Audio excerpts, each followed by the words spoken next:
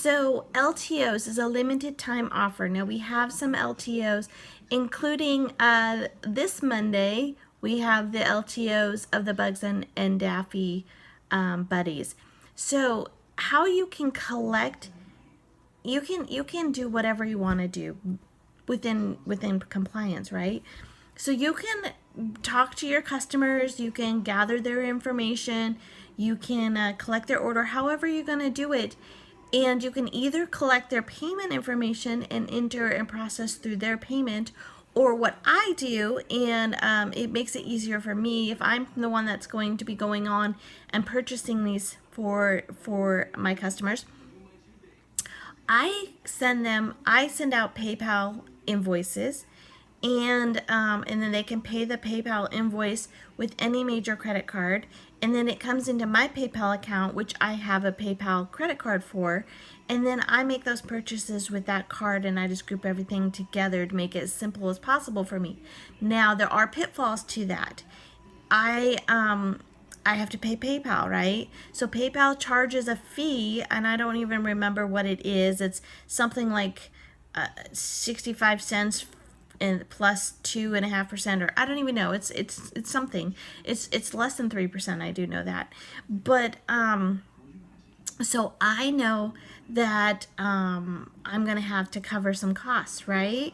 Because if I had $100 worth of orders come in, and it's gonna cost $100 to place these orders, and I send out PayPal invoices, when I get it back, I only have $97, right? So I know that I'm going to have to cover. So that's just me. And so I do various things throughout the time. Like I'll sell some stock or something like that, and I'll PayPal invoice them. It'll go into my PayPal account, and so I have extra money sitting there, or I have an overflow on my PayPal. So if my PayPal account does not have enough money in it, then it will automatically withdraw from my bank account that is attached to the PayPal account, and so if there's not enough in my balance, then it'll take the remainder from my bank account.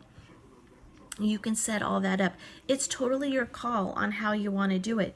Now, I choose to do it that way because it's easier for me. I can keep track of my invoices. I keep track of the orders. It allows me to fill out the order forms for everybody, and it allows me to not have to fumble through multiple payments. It allows me just to take the one card and pay, and everything is good. So I like the convenience of it, but I also pay the fee.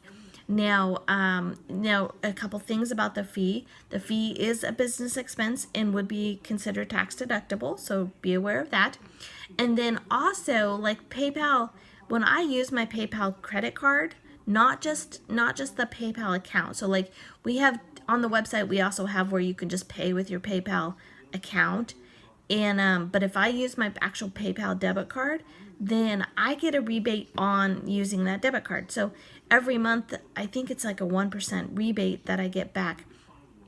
So that out of that less than 3% that they took from me initially, I'm going to potentially get 1% of that back when I use my card. So I use the debit card for everything, maximizing my return. And then again, that return just sits in my PayPal account, and it's used for the overages or withdrawals or whatever that need to happen. So that's personally how I do it.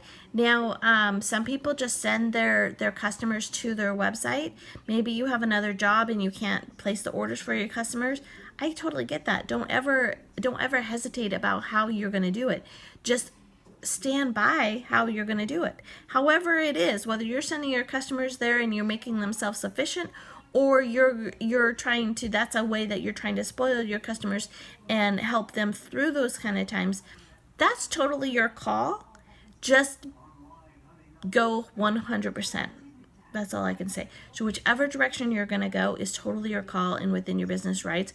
Just be consistent with it so that your customers know what to expect, know how to handle the situations, and you can process. Now, I don't think that all LTOs will sell out as quickly as we have had in the past.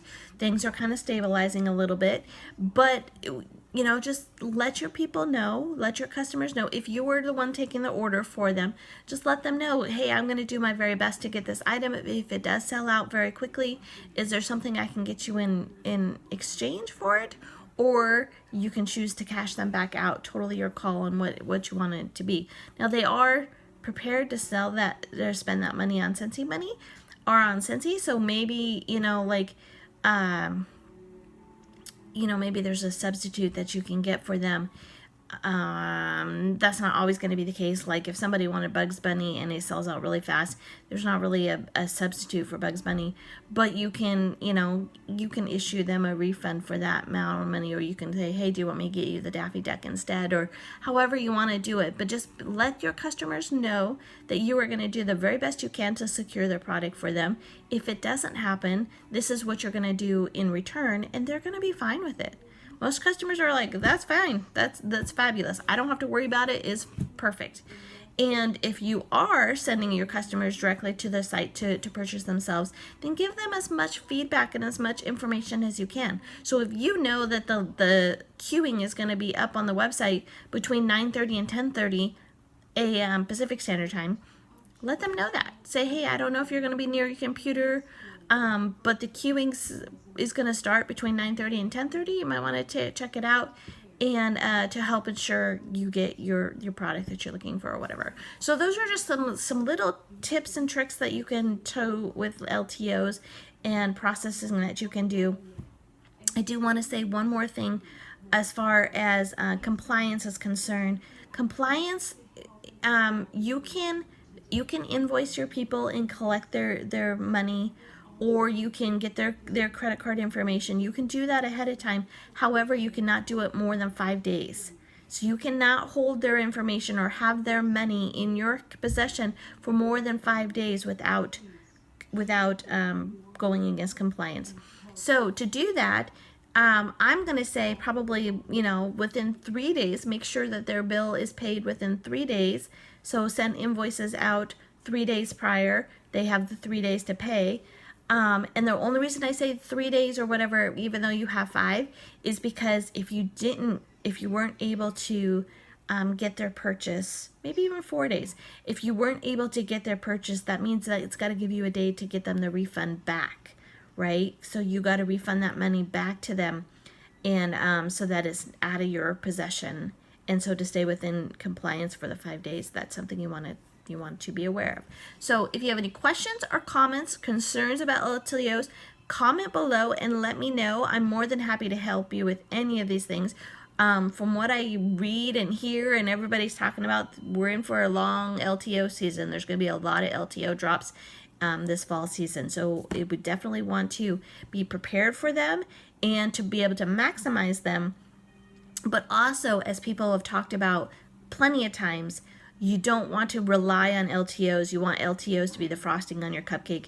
So you want to work your business, work the catalog, everything else to get your base PRV, and then LTOs are just going to boost you and hopefully give you a boost up and give you extra. So any questions, comments, leave them below. Otherwise, I hope you guys are having a fantastic Monday morning.